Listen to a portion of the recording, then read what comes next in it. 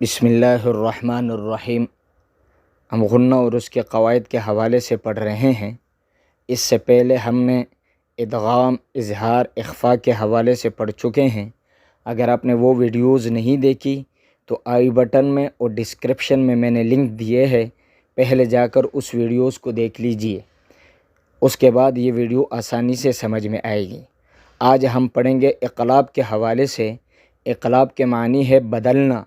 نون ساکن یا تنوین کے بعد حرف با آ جائے تو اس حالت میں چھوٹی سی میم لکھی جاتی ہے، تو اس نون ساکن یا تنوین کی آواز کو میم سے بدل کر غنّے کے ساتھ پڑھیں گے۔ اس قاعدے کا نام ہے اقلاب۔ اقلاب کا معنی ہے بدلنا۔ نون ساکن یا تنوین کے بعد اگر حرف با آ جائے، نون ساکن یا تنوین کے بعد اگر حرف با آ جائے تو نون ساکن یا تنوین کو میم سے بدل کر پڑھیں گے۔ نون ساکن یا تنوین کو میم سے بدل کر پڑھیں گے۔ اب یہاں آپ دیکھ رہے ہیں یہ نون ساکن آیا ہے۔ اب اگر جب ہم پڑھیں گے تو اس نون ساکن کی آواز نہیں آئے گی، بلکہ اس میم کو اس چھوٹی سی میم کے ساتھ ہم ملا کر پڑھیں گے۔ من بخیلہ، من بخیلہ، من بخیلہ۔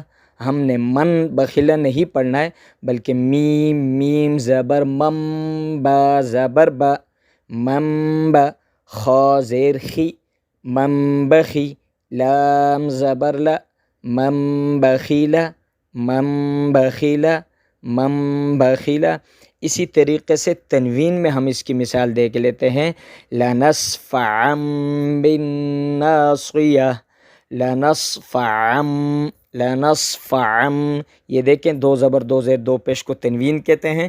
یہاں تنوین کا دو زبر آیا ہے اور اس کے بعد حرف با آیا ہے، تو اس تنوین کی دو زبر کو اس چھوٹی سی میم کے ساتھ ہم بدل کر پڑھیں گے، چھوٹی سی میم کے ساتھ بدل کر پڑھیں گے۔ لنصفعا بالناصیہ من بعد لینبذن بذنبہم من بین الصلب، من بین الصلب۔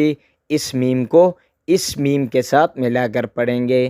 یہ نون ساکن کی آواز کو اس میم کے ساتھ، یہ جو چھوٹی سی میم ہے اس کے ساتھ ملا کر پڑھیں گے۔ یہ تھا آج کا ہمارا سبق۔ اس کی خوب مشق کیجیے۔ نون ساکن اور تنوین کے قاعدے مکمل ہو گئے۔ انشاءاللہ اگلے سبق میں میم ساکن کے قاعدے آئیں گے، پھر نون مشدد اور میم مشدد کے قاعدے آئیں گے، اور اس کے ساتھ ساتھ انشاءاللہ العزیز مخارج کے حوالے سے بھی، اور graphics designing, motion graphics, video editing کے حوالے سے انشاءاللہ آئندہ ہفتے میں ہم اس کی کلاسز شروع کریں گے۔ تب تک کے لیے مجھے اجازت دیجیے، دعاؤں میں یاد رکھیے۔ اللہ حافظ۔